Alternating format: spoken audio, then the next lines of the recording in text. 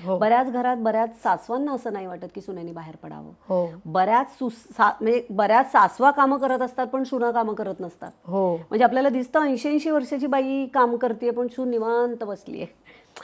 अनेक उदाहरणं आहेत. आपल्याला हे खूप काय पर्सन टू पर्सन गोष्टी बदलत असतील, पण तरीही मला असं वाटतं की त्यापेक्षा ती सासू आणि ती सून एकत्र येऊन त्यांनी जर हे काही सुरू केलं तर हे खरोखर, आणि घरात जेव्हा ह्या दोन बायका एक येतात ना तर घरात कुणाचं काही नाही चालू शकत.